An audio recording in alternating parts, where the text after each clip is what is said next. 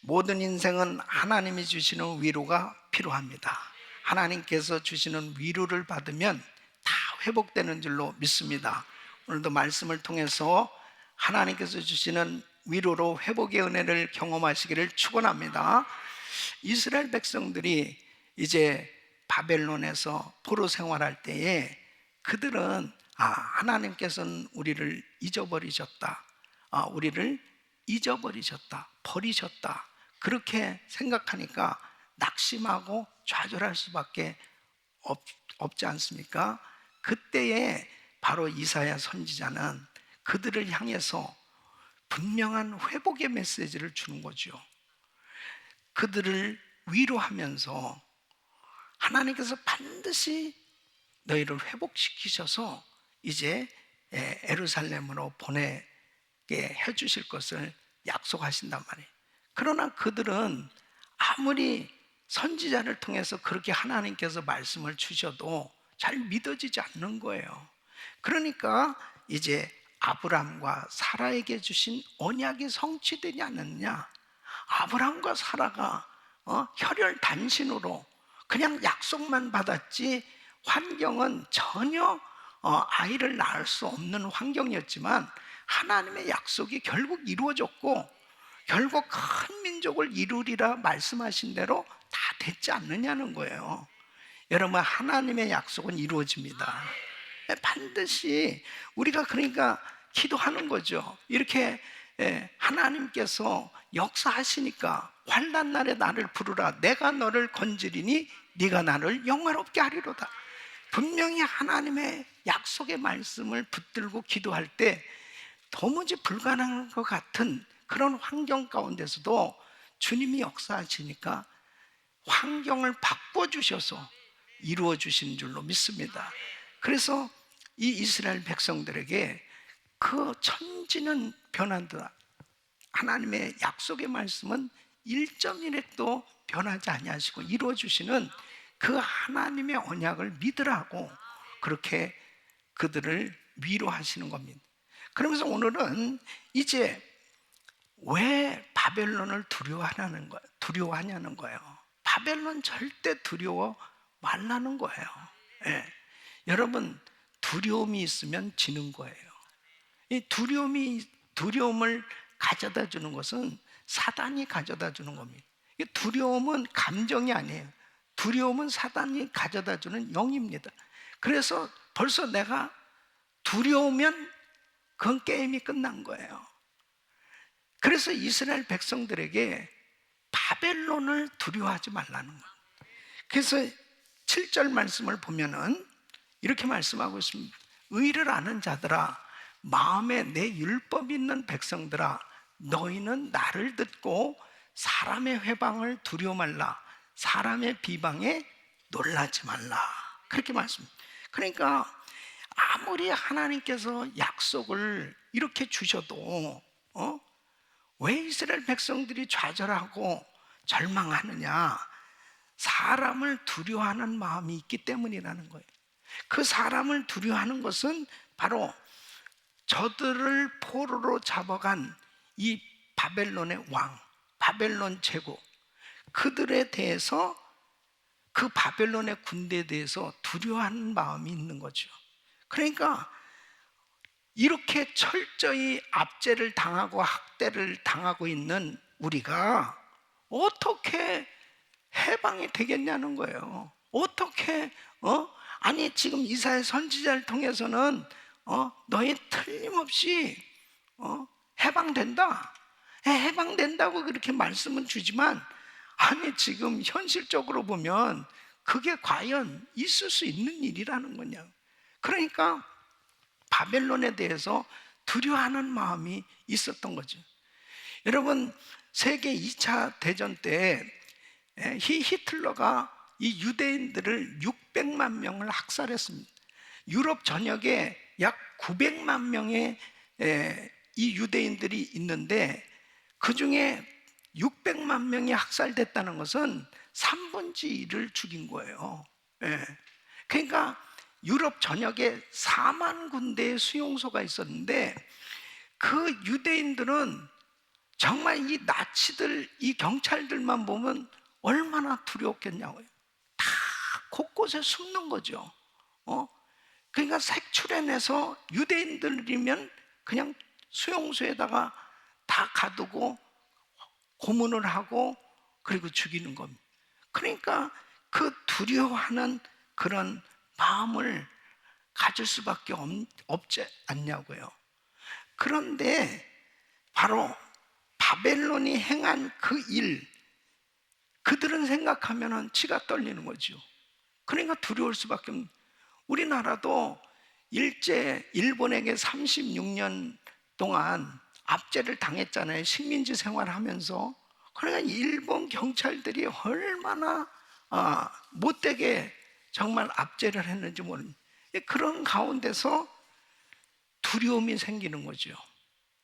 그러니까 이런 두려움을 가지고 있는 그들에게는 평안함이 없는 겁니다. 그러니까 하나님의 말씀이 아무리 들려와도 그 말씀이 믿어지질 않는 거죠. 그러니까 이 두려움을 이겨야 되는 겁니다. 그러니까 여러분이 지금 말씀을 이렇게 듣고 계시지만은 여러 가지 여러분 삶 가운데 지금 겪고 있는 그런 문제들, 질병이라든지 또 사업의 문제라든지 또 여러 가지 인간관계, 또 환경, 또 국제정세, 여러 가지 환경 속에서 전부 보면 이 두려움을 가져다 주거든요. 그런 두려움이 오늘 이 말씀을 통해서 다 떠나가는 역사가 있기를 바랍니다. 떠나가는 역사가 있기를 바랍니다. 두려움이 사라져야 됩니다. 여러분 마음에 두려움이 있으면 평안할 수가 없다는 거예요. 두려움이 사라지고 마음의 평강이 임하기를 바랍니다. 할렐루야. 그래서 이 두려움에 떠는 유대인들에게 이 두려움을 이기도록 두 가지를 말씀합니다. 첫째는 원수의 패망에 대한 약속입니다. 반드시 원수는 패망한다. 바로 이 바벨론은 망한다. 이것에 대한 약속을 믿어야 되는 거예요. 그래서 8절 말씀 보면은 그들은 옷같이 좀에게 먹힐 것이며 그들은 양털같이 벌레에게 먹힐 것이로되 나의 의는 영원히 있겠고 나의 구원은 세세에 미치리라. 하나님은 당시 최강의 이 바벨론이 최강이었지만은 어떻게 비유하시냐면은 바로 옷을 갉아먹는 좀처럼, 이 섬유질 옷이나 양털 옷을 먹어버리는 이 벌레처럼 적들에게 반드시 이 바벨론은 먹히게 될 거야. 그것을 말씀하고 있습니다. 그러니까 당시 옷을 이 삼배 같은 그 식물성 재료나 양털로 옷을 만들어 입던 이 유대인들에게는 너무 마음에 와닿는 거죠. 그렇게 막강한 군대 같지만은 결국은 이렇게 망하게 될 거다. 그것에 대해서 말씀을 하는 겁니다. 여러분, 이 다니엘서에는 분명히 다니엘이 그 예언을 했고 그 말씀 그대로 결국 그 마지막 날 밤 이 벨사살 왕이 1000명을 불러서 잔치를 벌입니다.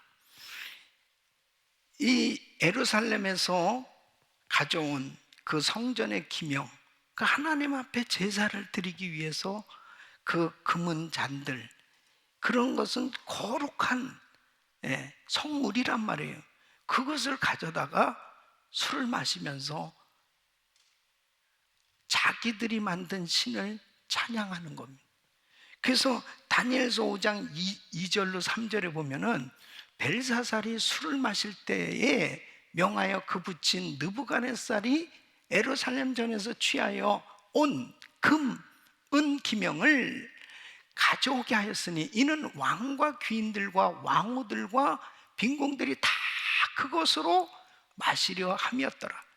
이에 예루살렘 하나님의 전 성소 중에서 취하여 온 금기명을 가져오매 왕이 그 귀인들과 왕후들과 빈궁들도 더불어 그것으로 마시고, 예?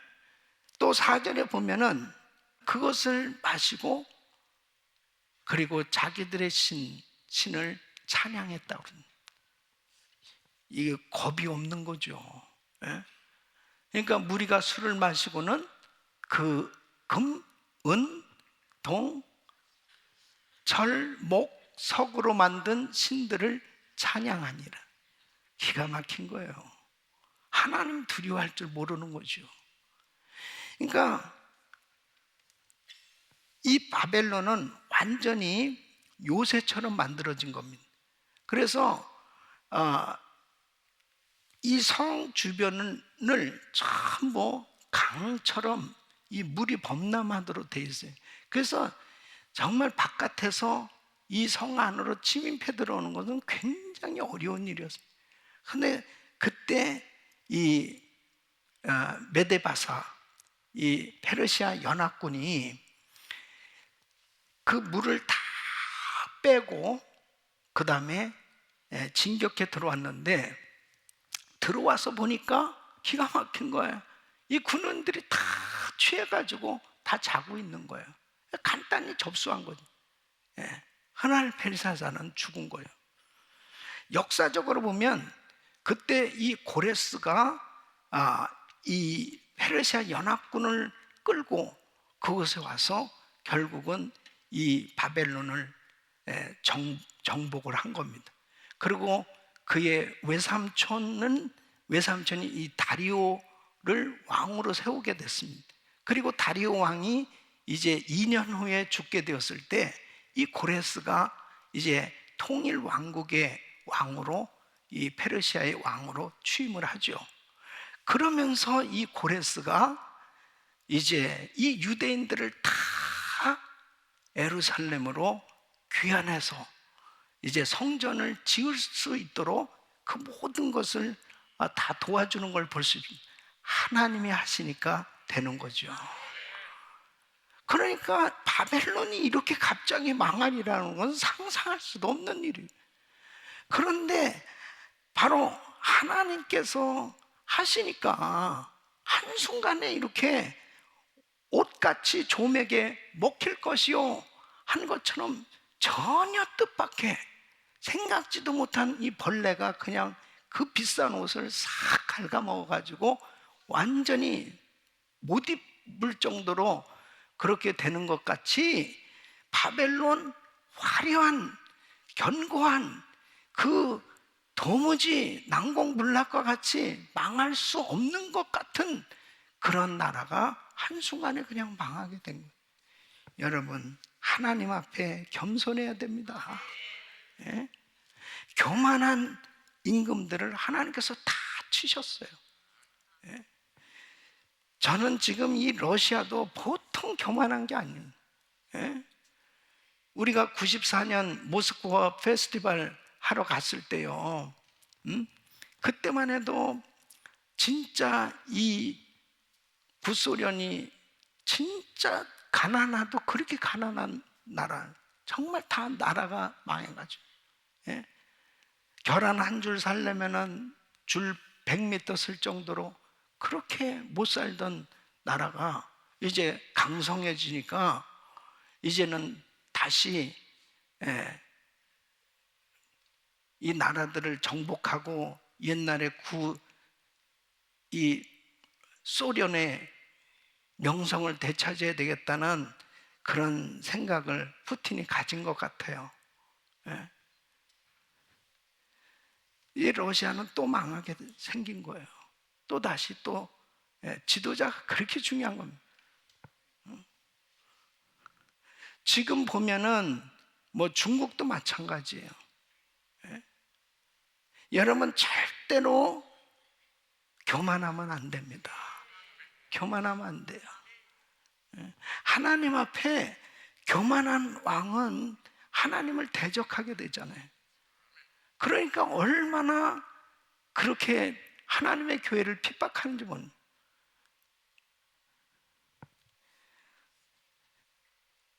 시편 2편 11절로 12절 말씀 보면 우리 같이 한번 읽겠습니다. 시작. 여호와를 경외함으로 섬기고 떨며 즐거워할지어다. 그 아들에게 입맞추라. 그렇지 않으면 진노하심으로 너희가 길에서 망하리니 그 진노가 급하심이라. 여호와를 의지하는 자는 다 복이 있도다. 아멘. 그러므로 하나님을 전적으로 의지하시기를 축원합니다. 원수의 패망에 대해서 바로 하나님이 이렇게 약속을 하시는데, 우리는 영적으로 이것을 잘 교훈을 얻어야 되는 것은, 영적으로는 바로 이 마귀입니다. 마귀. 예? 마귀를 두려워하지 마야 돼요. 마귀를. 아멘. 자, 이 마귀가 요한복음 10장 10절에는 주님이 이렇게 말씀하셨어요. 도적이 오는 것은 도둑질하고 죽이고 멸망시키려는 것뿐이요, 도적은 바로 마귀예요. 마귀는 도둑질하고 죽이고 멸망시키는 일을 합니다. 근데 예수님이 내가 온 것은 양으로 생명을 얻게 하려고 더 풍성히 얻게 하려는 것이라. 예? 근데 이 마귀가 계속해서 성도들을 향해서 공격합니다. 예? 죽이고 멸망시키려고. 그래서 바로 우리 예수님께서 요한일서 3장 8절에 죄를 짓는 자는 마귀에게 속하나니 마귀는 처음부터 범죄함이니라. 하나님의 아들이 나타나신 것은 마귀의 일을 멸하려 하심이니라. 마귀의 일을 멸하려 하심이니라. 그래서 우리 예수님께서 이 땅에 오셔서 이 땅에 오신 궁극적인 목적 중에 하나는 사망 권세를 가지고 역사하고 있는 이 마귀를 멸하시기 위해서 오셨단 말이에요. 그러니까 마귀를 이기신 분은 예수님이에요. 예? 그러므로 예수를 믿는 우리도 마귀를 이길 수 있다 없다? 있다. 그래서 요한복음 16장 33절에 이렇게 주님 말씀하셨습니다. 너희가 이것을 너희에게 이르면 너희로 내 안에서 평안을 누리게 하려 함이라. 세상에서는 너희가 환난을 당하나 담대하라. 내가 세상을 이기었노라. 아멘. 따라하겠습니다. 세상을 이기신 예수. 세상을 이기신 예수님께서 우리와 함께 하시면 우리는 이길 수 있는 거예요. 마귀를 두려워하면 안 돼요. 마귀를. 야고보서 4장 7절에 보면 마귀를 대적하라. 그리하면 너희를 피하리라. 마귀는 대적해야 되는 것입니다. 그래서 마가복음 16장 17절에는 믿는 자들의 이런 표적이었다는, 곧 저희가 내 이름으로 뭘 쫓아내요? 귀신을 쫓아내며, 귀신을 쫓아내는 겁니다. 물리치는 거예요. 그래서 이 마귀가 얼마나 역사하고 있는지. 그래서 사람들이 자꾸 이 마귀를 두려워하는 거예요. 무서워하는 거예요.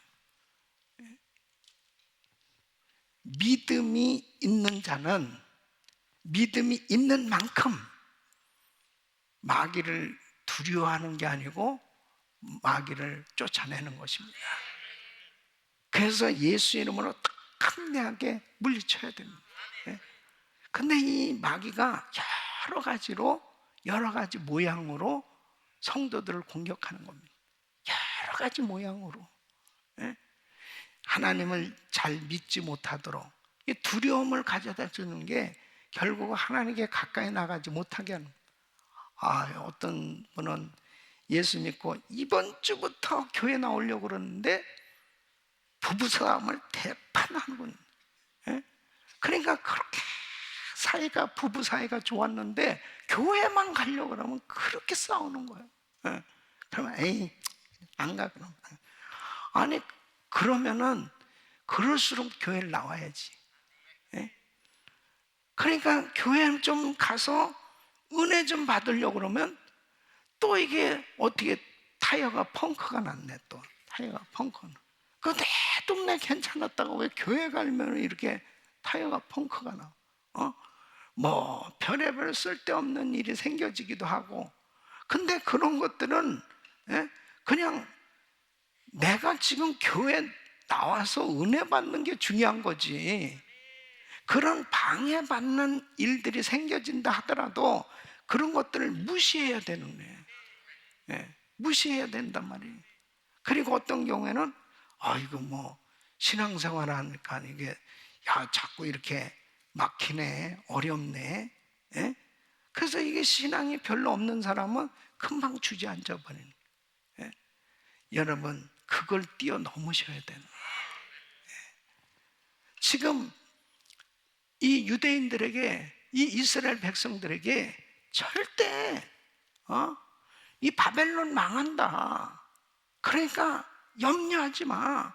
너 지금 바벨론을 지금 바라보고 그 바벨론이 너무 어마어마하니까, 너무너무 큰 나라니까, 그들에게 압제를 당하고 있으니까 과연 우리가 정말 해방될 수 있을까 이런 생각하지만, 그 나라 하나님 앞에서는 아무것도 아니야.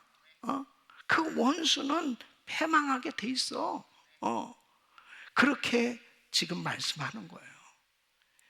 마귀는 이미 예수 그리스도 십자가의 그 놀라운 구속의 역사에 마귀는 이미 패망한 거예요. 예수님을 십자가에 못 박을 때 마귀가 승리한 줄 알았죠. 그럼 우리 예수님은 부활하셨단 말이에요. 그리고 이미 예수님은 승리하셨어요. 그러면 우리는, 예수 믿는 우리는 죽어도 살겠고 담대하셔야 돼. 주님이 나를 책임져 주신다. 내 병도 우리 주님이 책임져 주신다. 나의 사업장도 책임져 주신다. 우리 자녀들도 책임져 주신다. 우리 나라도 책임져 주신다. 우크라이나도 책임져 주신다. 그래서 우리 선교사님들도 계속해서 담대하게 기도할 때 하나님께서 원수의 패망, 그것은 이미 하나님을 대적하는 자는 반드시 하나님이 책임져 주신다니까. 믿습니까? 그래서 원수의 패망에 대한 약속을 믿을 때 두려움을 이길 수 있는 거예요. 두 번째는 바로 과거 출애굽 당시 하나님의 역사를 상기시키신 거예요. 그래서 여러분, 이 역사가 굉장히 중요하고, 이 성경 말씀에서 주님께서 하신 그 놀라운 일들을 우리가 기억하는 것이 얼마나 중요한지 모릅니다. 왜 그렇습니까? 예수 그리스도는 어제나 오늘이나 영원토록 동일하신 거예요. 예?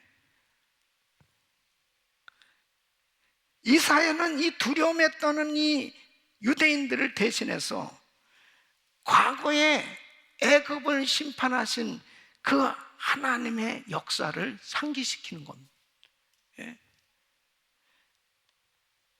자, 9절로 11절 말씀 보면, 여호와의 팔이여 깨소서 능력을 베푸소서, 옛날 옛시대에 깨신 것 같이 하소서. 라합을 점이시고 용을 찌르시니가 어찌 주가 아니시며, 바다를 넓고 깊은 물을 말리시고 바다 깊은 곳에 길을 내어 구속 얻은 자들로 건너게 하시니가 어찌 주가 아니시나이까. 여호와께서 구속된 자들이 돌아와서 노래하며 시온으로 들어와서 그 머리 위에 영영한 기쁨을 쓰고 즐거움과 기쁨을 얻으리. 슬픔과 탄식이 달아나리이다. 여기서 이 옛날 옛시대에 깨신 것 같이 하소서, 라합을 점이시고, 이 라합은 바로 이 애굽의 별명입니다. 이 라합은 교만한 애굽을 깎아내리셨다는 그 일을 의미하고 있는 거예요. 그래서 여러분, 이스라엘 백성들이 포로로 그렇게 오랫동안 압제를 당하고 이제 해방될 것 같이 그렇게 전혀 희망이 없어 보이는 그런 상황 속에서도, 자, 애굽은 어땠냐 이거예요. 애굽에서의 이스라엘 백성 430년 동안 종살이 했는데, 그들이 애굽에서 나올 때, 자, 앞에 홍해 바다가 놓였어요. 뒤에 애굽 군대가 추격해 오는데, 와, 이제 죽었다, 이제 끝났다.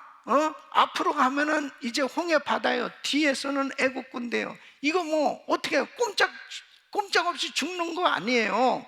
그런데 하나님이 어떻게 하셨냐 이거예요. 하나님께서 바다를 넓고 깊은 물을 말리시고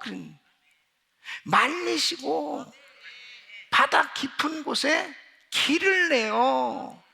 길을 내셨다니까요. 길을 내셨다. 그리고 쫓아오던 애국 군대는 그냥 수장된 거예요. 다. 그리고 이스라엘 백성들은 다 구원받았던, 하나님이 하신 거 아니냐. 그러니까 그것을 기억하라는 거예요. 네. 그것만 생각하면은, 야, 정말 하나님이 하셨다. 하나님이 하셨다. 여러분, 이게 신앙생활의 맛이 이런 게 기가 막힌 겁니다, 이게. 그건 사실은 살 떨리죠. 그러니까 그 이스라엘 백성들이 막 그 애굽에서 나와가지고, 야, 이제 뭐 할렐루야 그러면서 이제 구원받았다고 좋아했는데, 와, 앞에 홍해 바다, 그 다음에 뒤에 애국 군대가 추격해 오니까, 우리를 매장지가 없어서 여기로 인도해가지고 우리를 다 여기서 죽이냐고 또 백성들 아우성치잖아요. 근데 자, 모세 보십시오. 너희는 가만히 있어. 여호와께서 하시는 일을 볼지어다. 제발 좀 쉬어라. 좀 가만히 있어봐. 가만히 있어봐. 야, 정말 그 모세의 믿음, 그 하나님께서 모세에게 확신을 주신 거죠. 예. 그리고 정말 그 홍해가 육지같이 갈라질 줄이야. 어떻게 그걸 생각할 수 있겠습니까? 하나님이 하시면 되는 거죠. 예. 야, 유대인들, 너희들, 이사야 선지자는, 우리나라, 우리 백성들 절대 이렇게 안 망해. 이제 바벨론에서 다 석방돼가지고 이제 우리 조국으로 돌아가게 될 거야. 아니, 포로로 끌려 살던 사람들이 무슨 힘이 있냐고. 자기들이 무슨 군대가 있어, 뭐가 있어. 어떻게 해방된단 말이냐 도대체. 도무지 이해가 안 되는. 여러분, BC 70년경에 이 로마 시대의 검투사들이 반란을 일으켰습니다. 이 검투사들이 그때 이 로마에서 아주 큰 오락 게임이 바로 검투사들의 그 검투잖아요. 거기서 막 싸우면서 서로 죽이는 거죠. 예? 그래서 서로 죽이면서 막 사람들은 열광하는 거예요.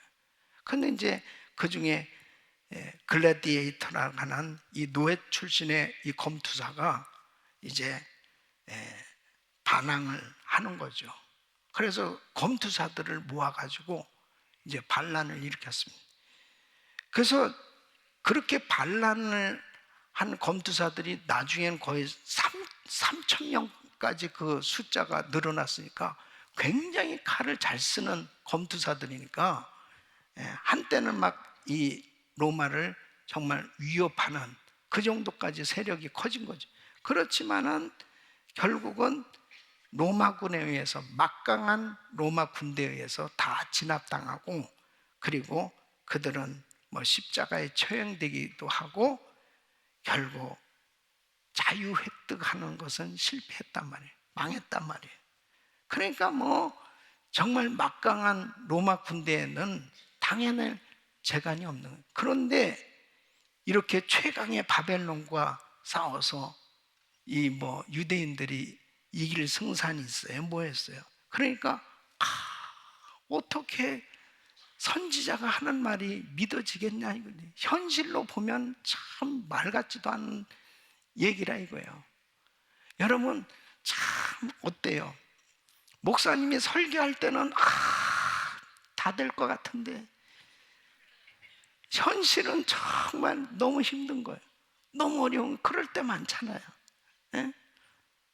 저도 설교하면서 힘들 때 있어요. 예? 정말 이렇게 막 다 죽어가고 힘들고 어려운 그런 상황에 있는 성도들, 어려운 것, 내가 그냥 뭘 어떻게라도 다 도와주고 싶고 그 내가 할 수 있는 게 한계가 있잖아요. 그런데 중요한 사실은 하나님을 믿어야죠. 하나님의 약속을 믿어야죠. 그래서 우리가 끝까지 믿음을 갖는다는 게 그렇게 중요한 겁니다. 하나님의 권세, 하나님의 권능, 능력이 하나님을 믿는다면 그까지 인간이 아무리 강하다 할지라도 하나님을 이길 수는 없는 거예요. 그래서 12절에 이렇게 말씀하십니다. 가라사대 너희를 위로하는 자는 나연을 너는 어떤 자이기에 죽을 사람을 두려워하며 풀같이 될 인자를 두려워하느냐. 진짜 위로해 주실 분은 하나님이시다 이거예요. 왜 사람을 두려워하냐는 거예요. 왜 사람을 두려워하는 거예요. 여러분 사도행전 12장에 보면은 교회를 핍박했던 이 헤롯 왕이 야고보를 죽이고 엄청나게 교회를 핍박합니다. 그때 베드로를 감옥에 가뒀습니다. 이제 또 베드로도 죽을 차례예요. 그때 교회는 모여서 베드로를 위해서 간절히 기도했습니다. 그 기도했을 때 하나님은 어떻게 역사하셨습니까? 베드로에게 천사를 보내셨어요. 그래가지고 이 베드로는 거기서 또 졸고 앉아있어요. 그래서 쳐가지고 정신 번쩍 나니까 나오라고 그러니까 이게 무슨 꿈인지 뭔지 정말 너무너무 나중에 보니까 정말 생신 거죠. 이 천사가 딱 데리고 나오는데 그렇게 막혀있는 이 문들이 쫙쫙 열려.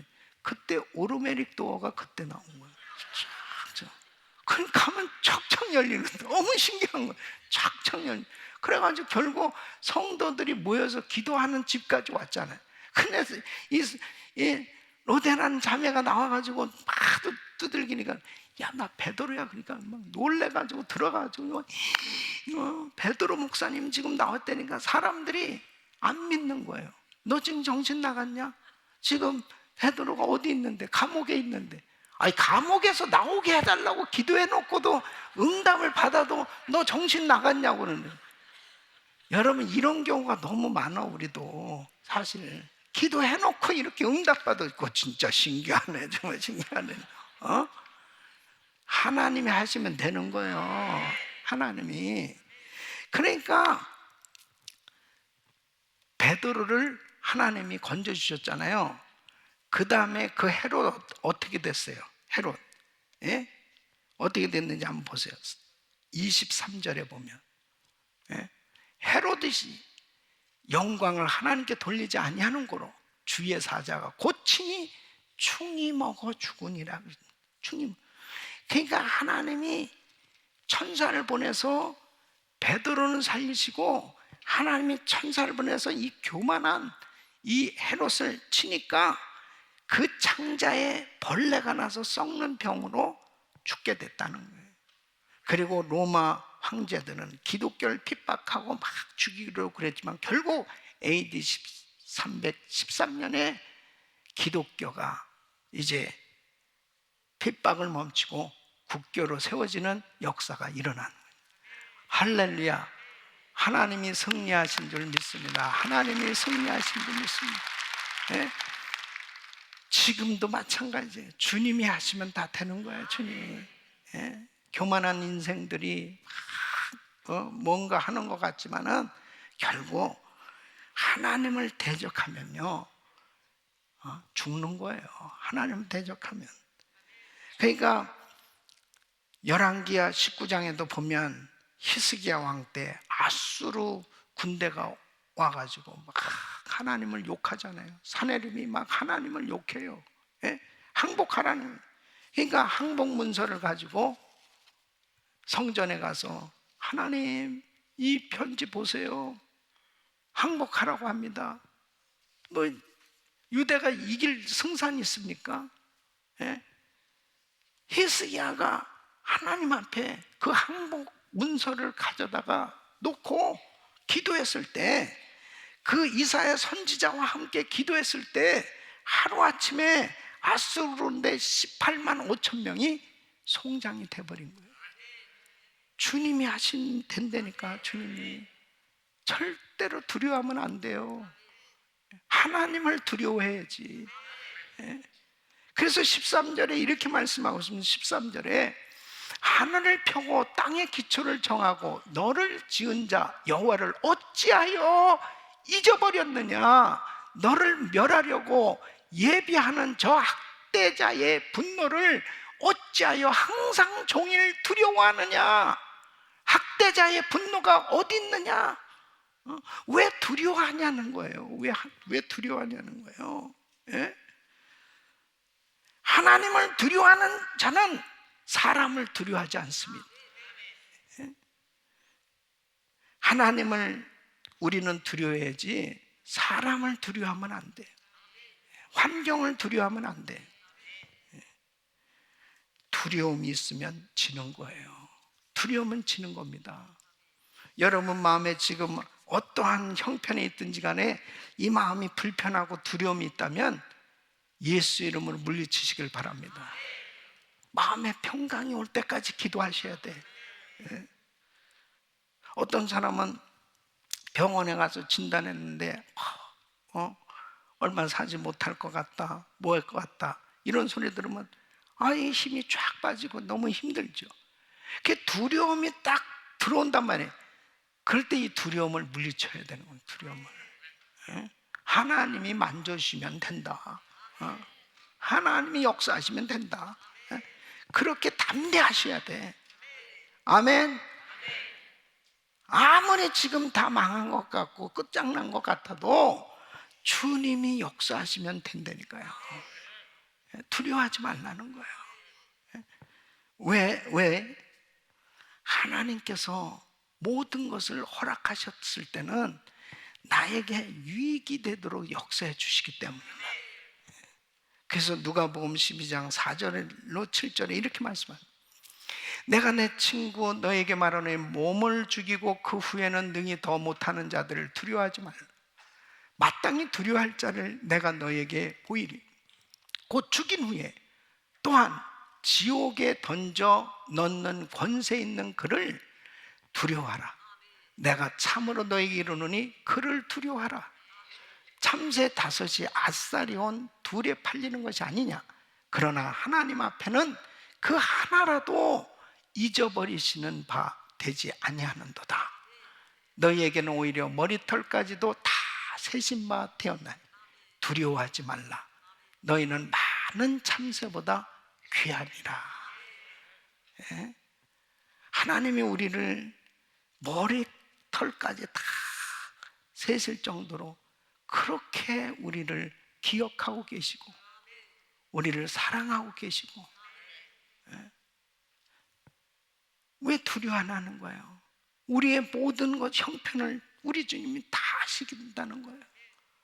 그렇기 때문에 하나님과 내가 기도하는 것은요, 하나님과 통하는 시간이에요. 주님은 나의 형편을 다 아시죠. 그러나 내가 나의 형편을 하나님 앞에 아릴 때 하나님하고 통하는 시간이 되는 거예요. 그 통하는 시간이 믿음을 통해서 하나님의 놀라운 능력의 역사를 경험할 때 하나님께 영광이 되는 것입니다. 그래서 기도하는 거예요. 하나님은 아시는데 바로 내가 그 하나님과 통해야 될 거 아니에요. 그게 믿음이라고. 믿음만큼 하나님 앞에 나의 모든 것을 드러낼 수 있는 겁니다.